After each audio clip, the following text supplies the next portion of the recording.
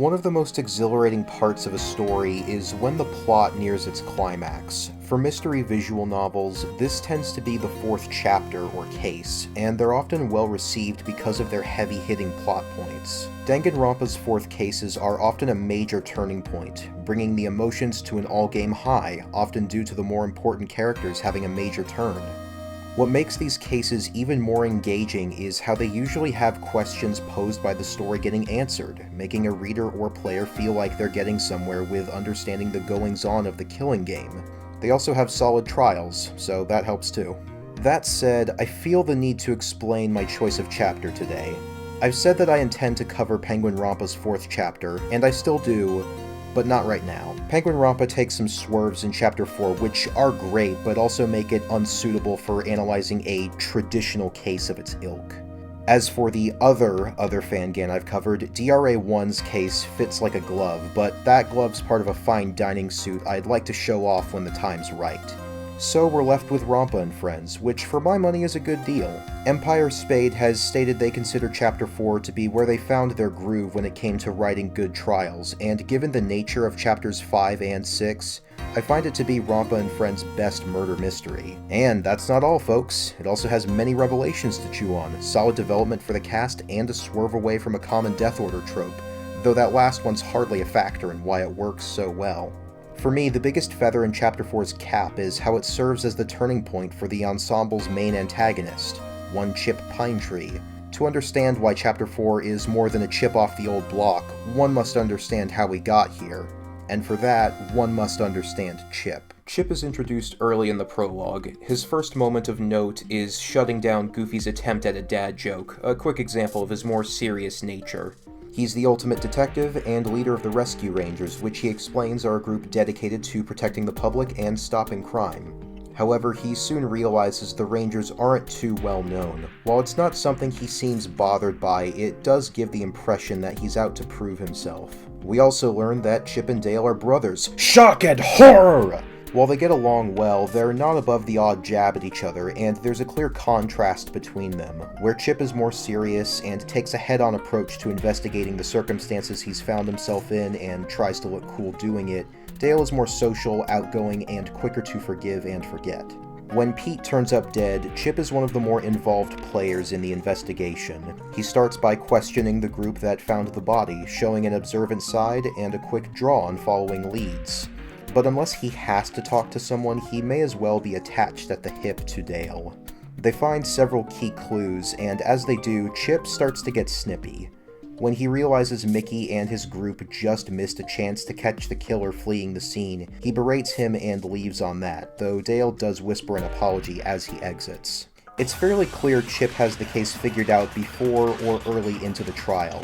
He helps move discussion along as you'd expect, but everything changes when he thinks Mickey is hiding the existence of a blood trail to protect Goofy. He soon realizes Mickey didn't understand what it meant and gets snide and sarcastic. A few debates later, Chip gets confirmation from Malleable that a couple of motive videos got mixed up, and he puts Goofy on the spot. Mickey is quick to retaliate, but Chip has a laundry list of evidence ready to explain his reasoning. He calls Mickey pathetic for trying to be the hero, and plainly states that in this environment, friendship is pointless. Oswald, who was one of the more abrasive characters at first, is taken aback by Chip's callousness. Dale tries to make him stop, and he does, but not without more insults and a request for either Goofy or Mickey to explain what happened. While Chip's pursuit of Goofy is understandable, his attitude shows a near-total disregard for how emotions may play into a case. Unlike most detective characters, he's not all straight laces and level heads. This trial got him riled up, and with it being the first one, there's sure to be more where that came from. After the trial, Oswald takes Chip to task again for his behavior. Dale gives a half-hearted defense, which Chip shoots down faster than he did Goofy's jokes. He meant every word, and proclaims that this will be the only murder to happen. Chip leaves in a huff, leaving Dale caught between his brother and the rest of the group. From this opener, we have a solid idea of Chip's role in the story and group dynamic, a young, determined detective who keeps his brother closer to him than anyone else. While he seems fairly sharp, that blade cuts both ways. He seems solid in terms of reasoning and could help unravel the mysteries, but his attitude is off-putting to most, even to his own brother. After that last display, it's clear he won't be making up overnight. Chapter 2 picks up where the first left off, and the acorn doesn't fall far from the tree for Chip and Dale either. The next morning, Dale tries to convince Chip to sand down his edges, but he dismisses this. However, he is still willing to be transparent about what he's doing. After Oswald theorized about there being a mastermind behind the killing game, Chip has his sights set on finding them as soon as possible. It's worth noting that Mickey has lost his memory of last night's run-in with said mastermind, and anytime something is said that relates to his repressed memories, he gets a headache. We see the first of these here, and instead of his usual rude remarks, Chip actually shows concern for him.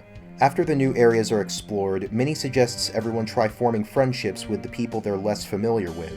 In her eyes, a tighter group would mean less chance of a murder.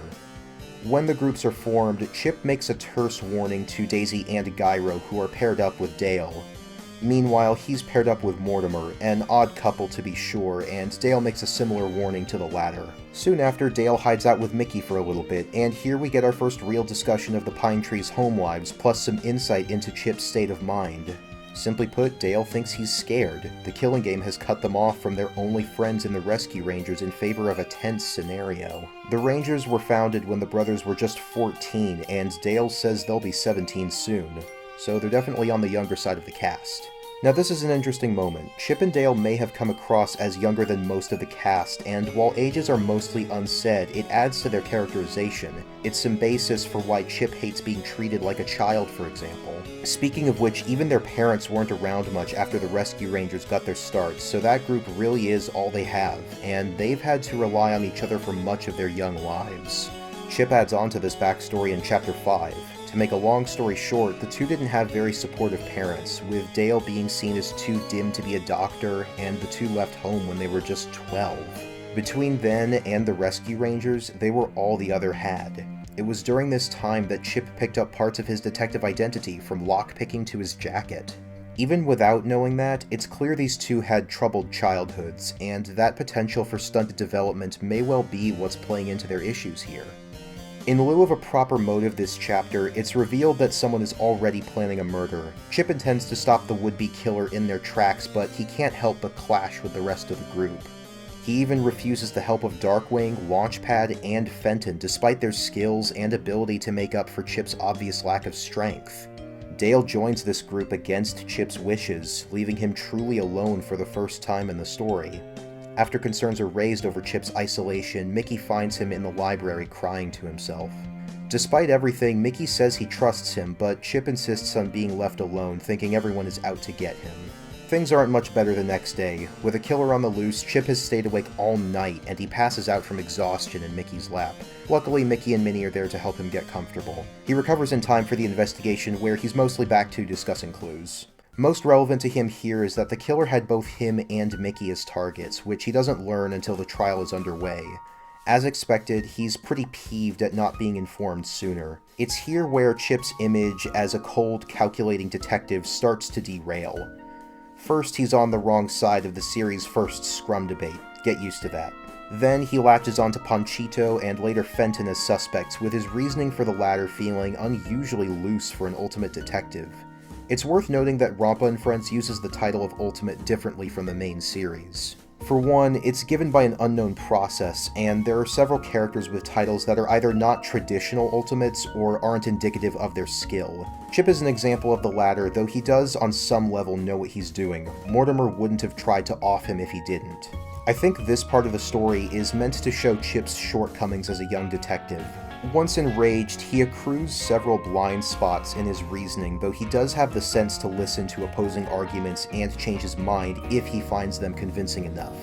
After Mortimer's execution, Chip still thinks murder is possible due to everyone's desire to leave the castle. Given his existing paranoia, the realization that someone plans to kill him because he was an asset in the trials is sure to rattle him.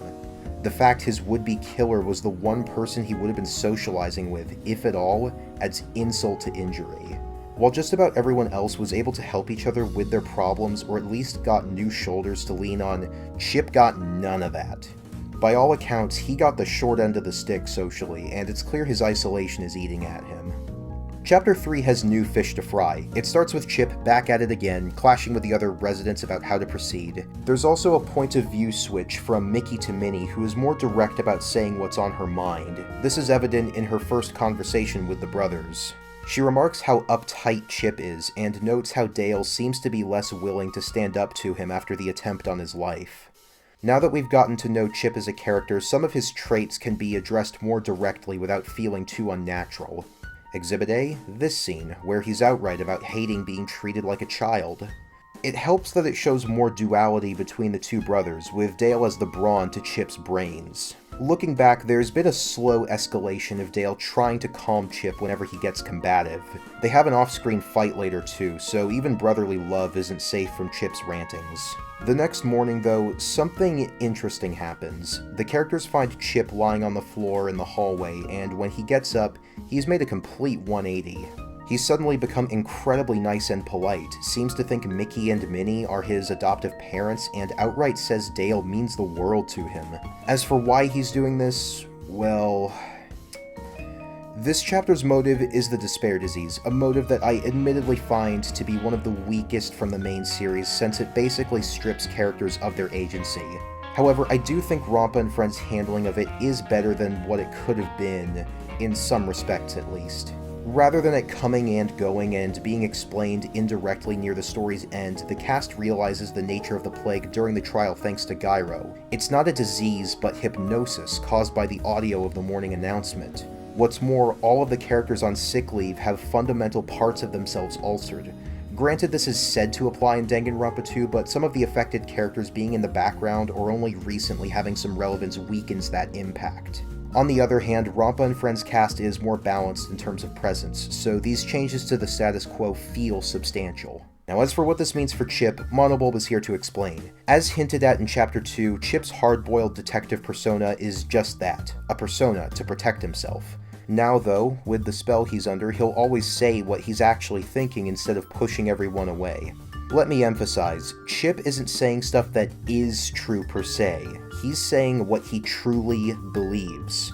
Through this, it seems he's seeking guidance via a mentor or parental figure, perhaps due to lacking one for most of his life. We don't see much else of him like this, though it's mentioned Dale feels more at ease around the real Chip.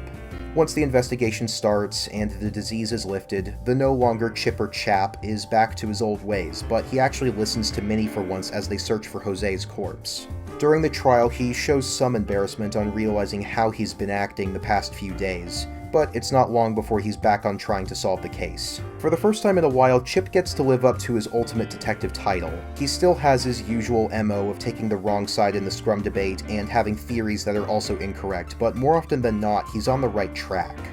He's the one to propose that Mickey wasn't dying because of the despair disease, but was instead poisoned. The killer's identity aside, he's also correct about how Jose was murdered. After Daisy is convicted, she snidely notes how Chip was right for once. In the chapter's final scene, Chip starts to open up when he enlists Minnie's help spelling out a long-term clue. While him being vertically challenged is still something for him to get irked at, he's showing signs of change. This is the first time he's investigated anything without Dale around. Him seeking out Minnie in particular, the one person he knows more than anyone else is going to try and pry and see what makes him tick, is proof of the trust and respect he has for her. So far, it's clear Chip is the rival character of the group, perhaps even to Mortimer over who deserves his title. While he's against Monobulb and the killing game like everyone else, his need to put up a front keeps causing friction, and it's taken a while to start peeling off those rough outer layers. But now that we're starting to see who he truly is, the stage is set for Chapter 4 to be another key point in his development. The question now becomes, where will he go once the chips are down? Chapter 4 begins on a somber note. On top of the trial's aftermath, Mickey is coming off the second attempt on his life, this one coming even closer to success than the last. Naturally, the others are concerned for his well-being, and this chapter sees some movement in how our core characters are coping with the stress of the killing game. As mentioned before, we're still in Minnie's point of view, which comes with some change of pace. Even before the switch, she's been making mental to-do lists, addressing problems as they arise, and figuring out what she needs to do to resolve them. Even with the abrasive characters, she can be rather blunt, but does so in such a pleasant, friendly way that she manages to make progress, if not solve it outright. She even has a conversation with Daisy about her being akin to a therapist almost by nature at one point. This chapter we see this most in her interactions with Chip, Gyro, and Fenton. For example, this interaction with Chip, where she points out how he has some level of concern for Mickey. Mickey, meanwhile, is recovering from his poisoning, and needless to say, he's shaken like a cocktail. He's also mourning Chapter 3's Fallen, especially Jose, who he had bonded with over the past few days. Through him, he was able to work up the courage to openly talk about his plans to marry Minnie. With how a Danganronpa story is structured, any tidbits of a deceased character having their impact felt post-mortem is always welcome. Another layer is added to Mickey's grief with his habit of using his acting skills to hide his anxiety. It'd be one thing to just have him put on a brave face while he has mental lines where he's barely functioning, but integrating that into his character and talent with others remarking on how he does this in his everyday life too adds a brand new dimension to him. By seeing this from an outside perspective in Minnie, it becomes more interesting than it would have been had we stuck with Mickey's POV the whole time when she and Donald pointed out. Speaking of Donald, he's the resident loudmouth. While most usually bottle up their emotions or are a pillar for others, Donald makes a point of sharing the load and ensuring everyone can express themselves freely and comfortably. Given Chapter 3's deaths were all people very dear to him, his mourning is the most prevalent out of anyone so far. However, he chooses to stick with the main group so no one has to worry about him. As for his louder side, he points out how Mickey and Minnie rarely discuss their problems, but the three of them are able to find some joy one night over a game of cards. Despite the losses, he's still trying to move the situation forward. He's the first to question Oswald's talent, and it's through him that Minnie finally reveals all the strange events she's witnessed lately. After comparing notes, the two agree to question Gyro about what he knows. Donald's contributions add to a theme of discovery in Chapter 4. Secrets the characters know, their roles, any oddities they know of. Over half the remaining cast are coming out with information and finally being candid with each other despite the air of distrust. In a turn of phrase, leave it to the loudmouth to get everyone gabbing. Next on deck are the characters most embroiled in the main conflict. There's a few parallels between them. Gyro and Chip are two of the more irritable residents, and their personalities and motives cause many a clash. Their feud starts over a truth room Monobulb unveils at the chapter's start. Chip wants to get inside, but Gyro is against it, and a lock turns up on the door overnight. These two already didn't get along much, but this new fiasco stacked on top of their existing anxieties becomes the perfect powder keg to pit them against each other. Meanwhile, Fenton and Dale are trying to keep them calm, but they can only do so much to pump the brakes on some good old-fashioned mudslinging. Though he does show signs of turning a new leaf, Chip's conflict with Gyro results in his previous persona and the air of superiority it comes with rearing their ugly heads, resulting in a more mixed presentation this chapter. With how he acted under the despair disease, Chip has no need to keep secrets from Minnie anymore, and works with her to try and get inside the truth room.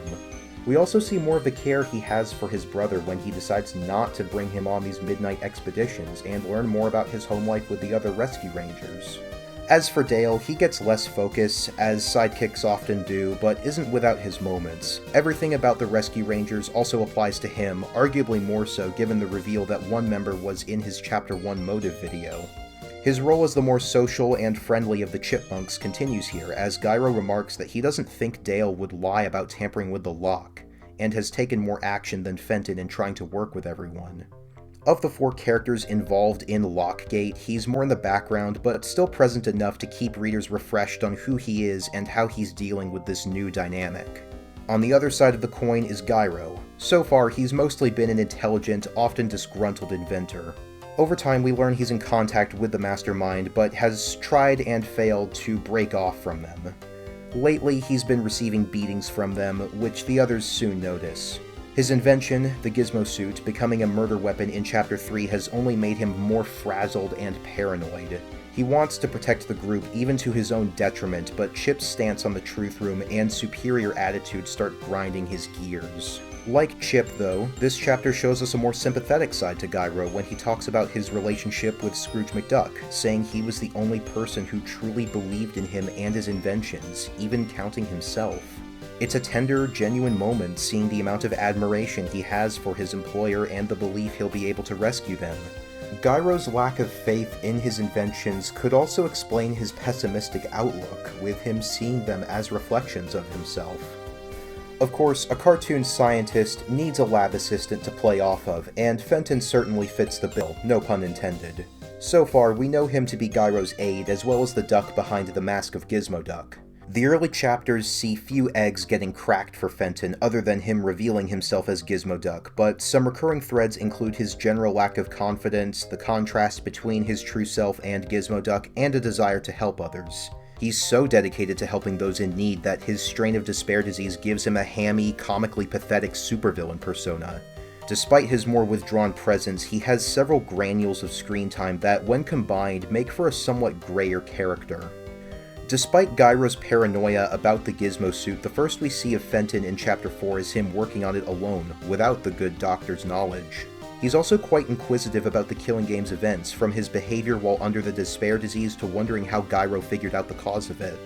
While he may seem easy to overlook, he has eye for detail and is curious about his surroundings and what makes them tick. This is reinforced when the Truth Room is revealed. One would expect him to be the first to take Gyro's side.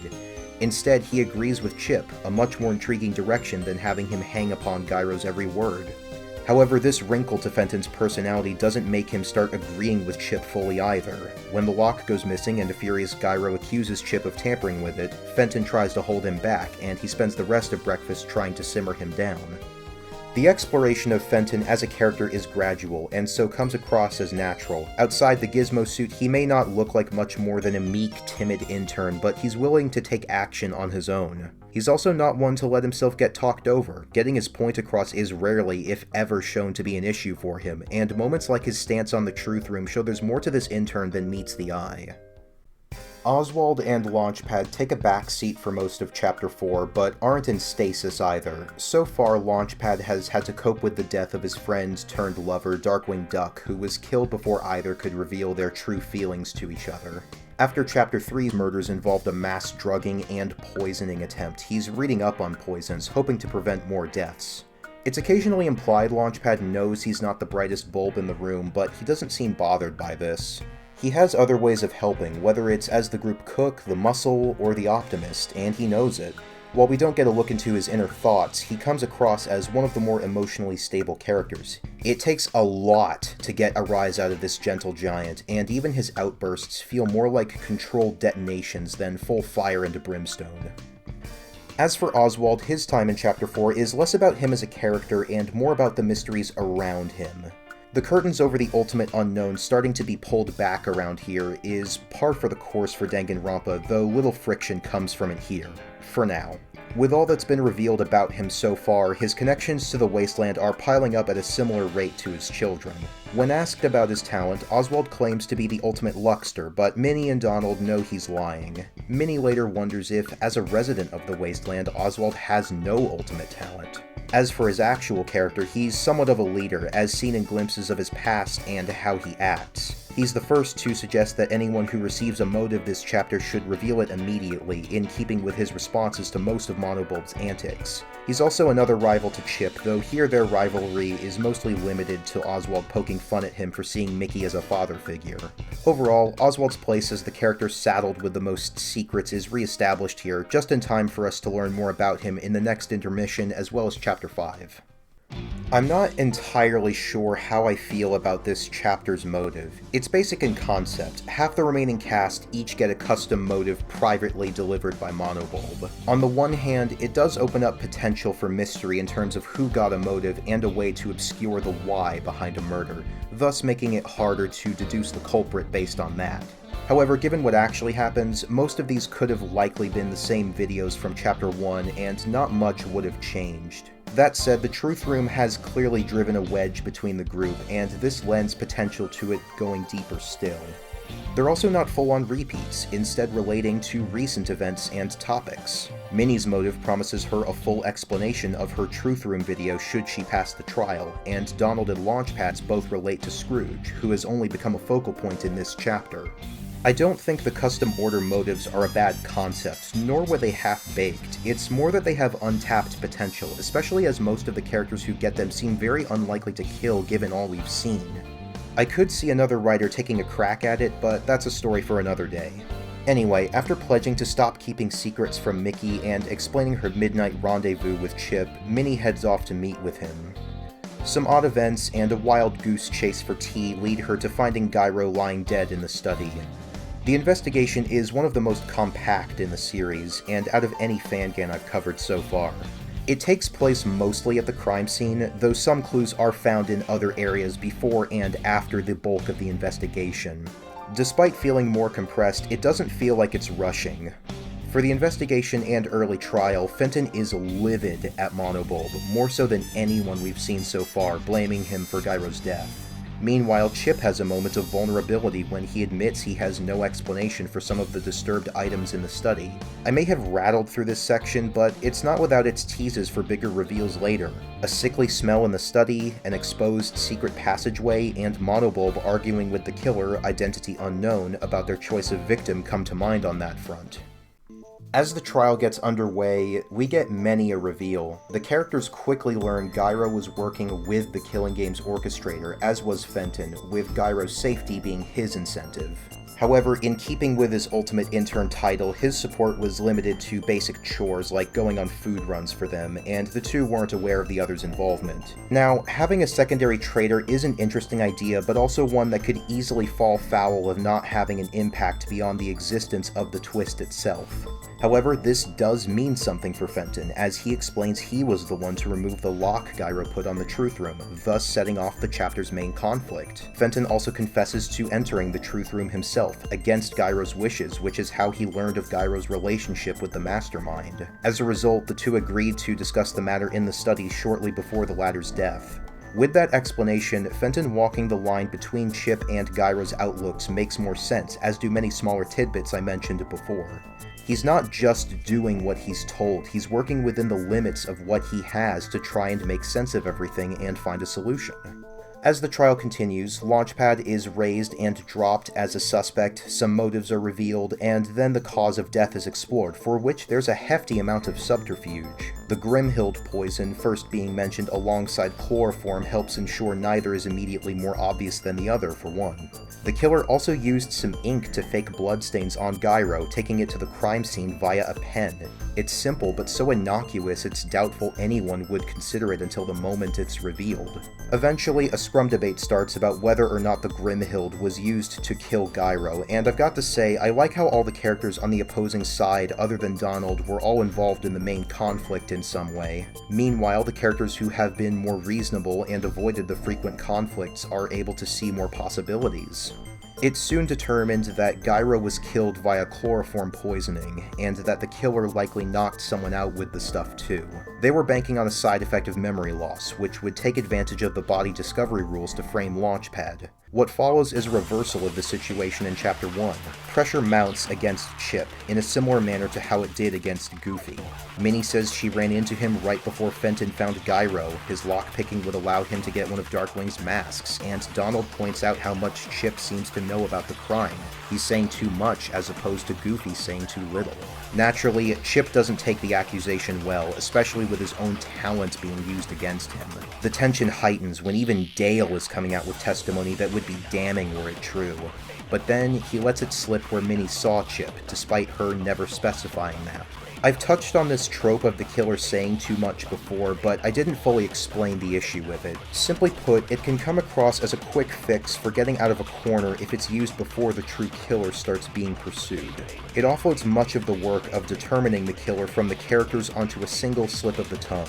Even if it relates to something important as it does here, it's rarely as satisfying as it would have been had the characters caught on to the culprit via hard evidence. I find it working better as being another nail in the killer's coffin, rather than it being the catalyst for their downfall.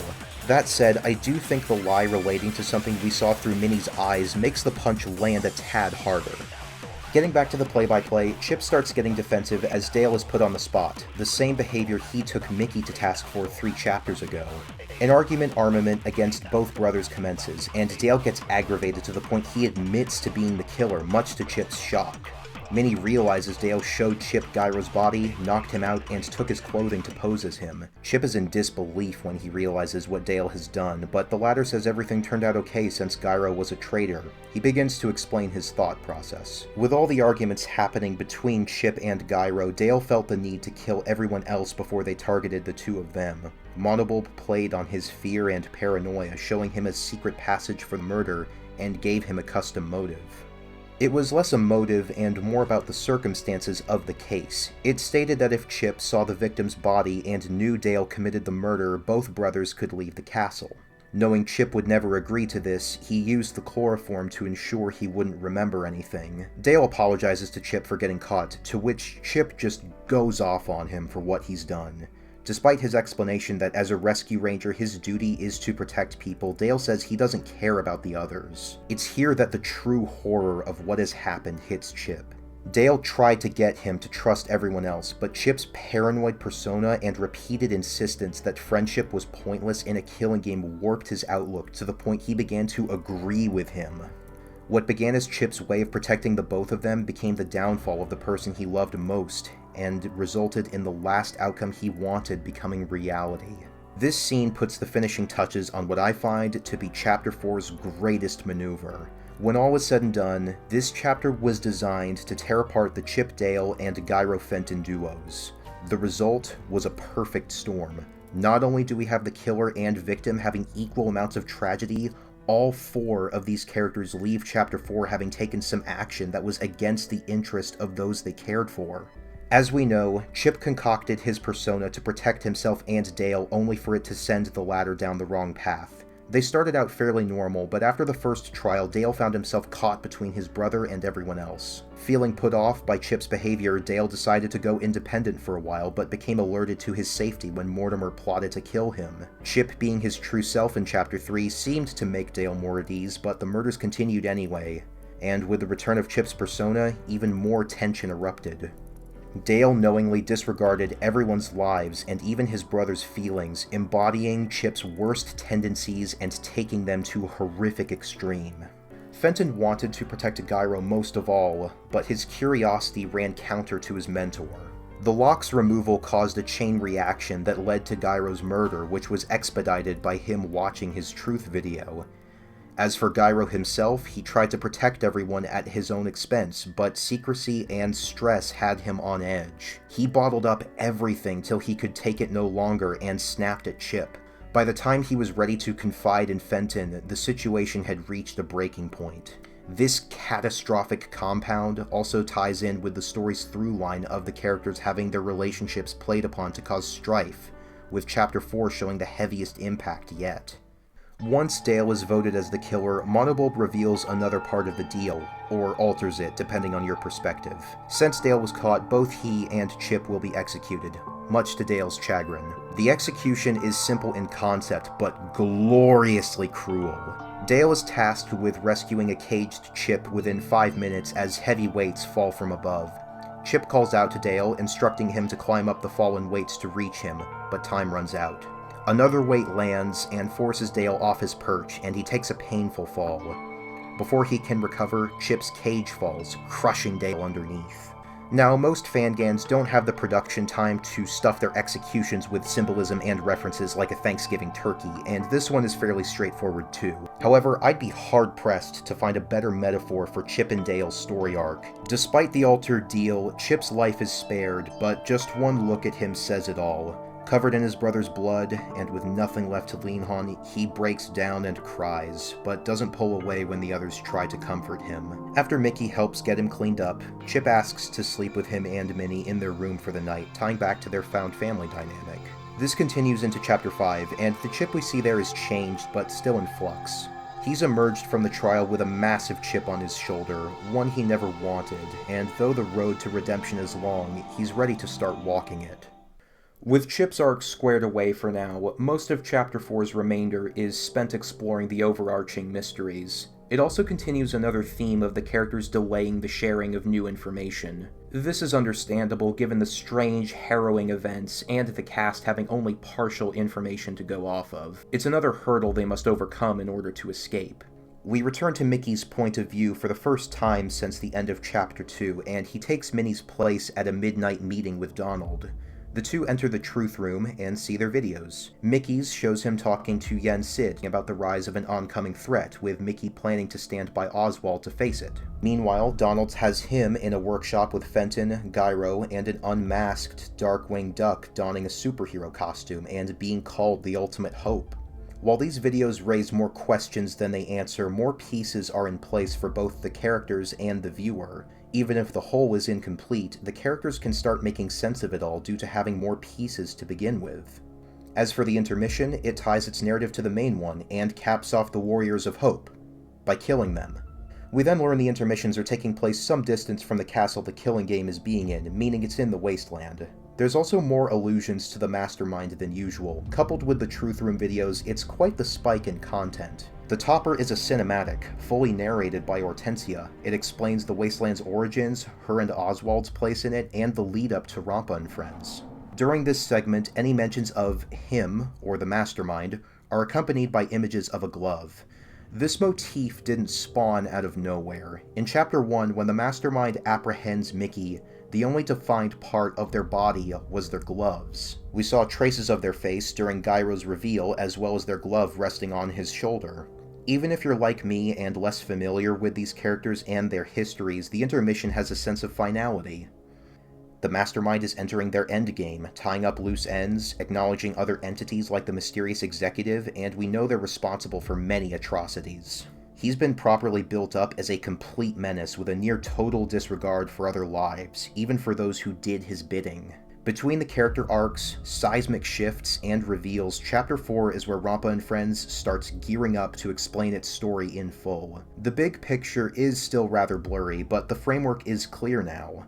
We're aware of the Killing Game's broader setting, the backstories of our key players, Donald's superhero alter ego, and even allusions to specific events taking place before the story. While we're still adrift in a sea of questions, we're also fishing up partial information one can use to speculate about what lies beyond. It's just the kind of feeling a story ought to evoke in a reader as it nears the climax. With how much ground Chapter 4 has covered, Ronpa and Friends has primed itself to continue that vibe into Chapter 5 and beyond. While the first 3 chapters of Ronpa and Friends were mainly buoyed by the characters and intrigue of the mysteries, Chapter 4 is firing on all cylinders. Its centerpiece of a clash between 2 duos which are then torn apart is an interesting scenario in and of itself. The trial and the events surrounding it move the characters further along their respective arcs, especially with Chip.